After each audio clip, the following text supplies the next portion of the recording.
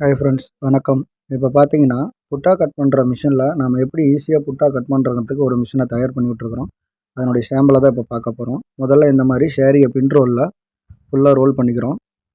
அதுக்கப்புறம் பார்த்தீங்க அப்படின்னா, அதனுடைய முன் ரோலில் வச்சு இப்படி ஃபிட் பண்ணிவிட்டு ஒரு ரோல் பண்ணிட்டிங்கன்னா புட்டா கட் பண்ணுறதுக்கு எதுவாக அது முன்னாடி வந்து நின்றுடும்.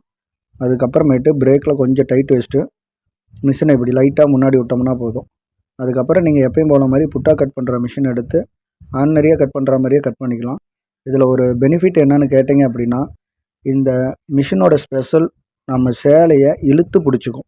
அப்படி இழுத்து பிடிக்கிறப்ப என்னாகுன்னு பார்த்தீங்க அப்படின்னா, அந்த ஜரிகை எல்லாமே வந்து எந்த ஒரு பிரச்சனையும் இல்லாமல் அக்யூரேட்டாக கட் பண்ண ஆரம்பிச்சிருது.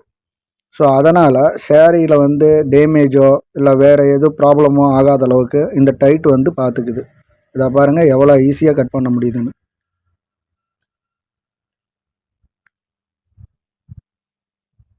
உங்கள் கண் பார்வைக்கு தெரியணுமேனு தெளிவாக எடுத்து அனுப்பிச்சிருக்கிறேன். இதுதான் நம்ம மிஷினோட முக்கியமான ஒரு இது.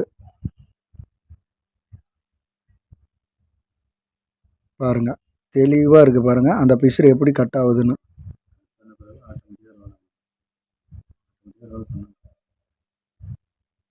பார்த்தீங்களா எவ்வளோ டைட்டாக இருக்குதுன்னு.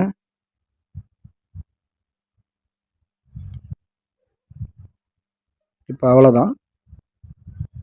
இப்போ ஃபுல்லாக கட் பண்ணி முடித்தாச்சு. கட் பண்ணி முடித்ததுக்கப்புறமேட்டு அது ஆட்டோமேட்டிக்காக எப்படி நம்ம ரிவர்ஸ் எடுத்து ஷேரியை ரிமூவ் பண்ணுறோம் அப்படிங்கிறத பார்த்துக்கோங்க. அவ்வளோதான், ரிவர்ஸ் வந்தாச்சு.